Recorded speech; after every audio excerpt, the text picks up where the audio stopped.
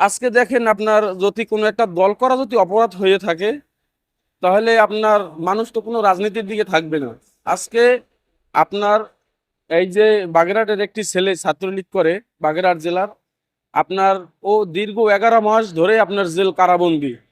যখনই একটা মামলার জামিন হয়, আবার অন্য একটা মামলায় তারে আপনার করে তারপর তারে জেলে রাখা হয়।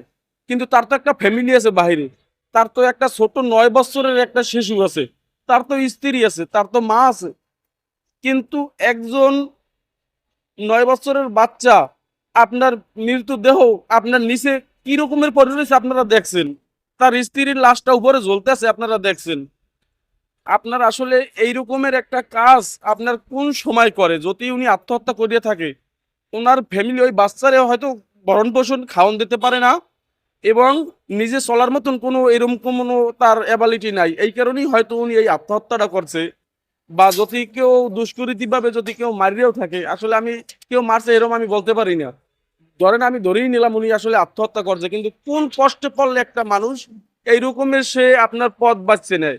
আপনার এই দেশে সমস্ত রাজনৈতিক দলই আপনার রাজনীতি করবে, কিন্তু এমন কোনো রাজনীতি যেন না হয় যেন 9 বছরের বাচ্চাকেও আপনার আত্মহত্যা করে নিজের আত্মহত্যা করা লাগে। এই রাজনীতি থেকে আমাদের বেরোইতে হইবে।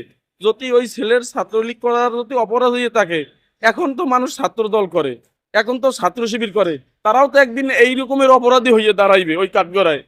আজকে ওই লাশ দেখিয়া এখনো বর্তমানে মনে হয় যে ওই ছেলেটা জেলের ভিতরে, তার ওই 9 বছরের সন্তানের, তার স্ত্রীর লাশ আপনার মর্গে পড়ে রয়েছে, আপনার বাগেরহাট হসপিটালের মর্গে।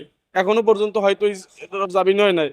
কিন্তু আমি এই এর জন্য আজকে আইন, এই প্রশাসন, আজকে দেখেন এই যে আইন উপদেষ্টা, আজকে তোমার এই আইন, তুমি যে আইন দিয়ে আগে আটকাই রাখলা, ওর যে ফ্যামিলিটারে তুমি এই করলা, ধ্বংস করলা, আর ছেলের এই 9 বছরের ছেলের এই যে জীবনটা তুমি নিলা, তার স্ত্রীর তুমি যে এই যে এটা করলে জীবনটা দিল, এটা আপনার কোন আইনে আপনার এই এই রকমের আপনার আপনার করলেন এইটা?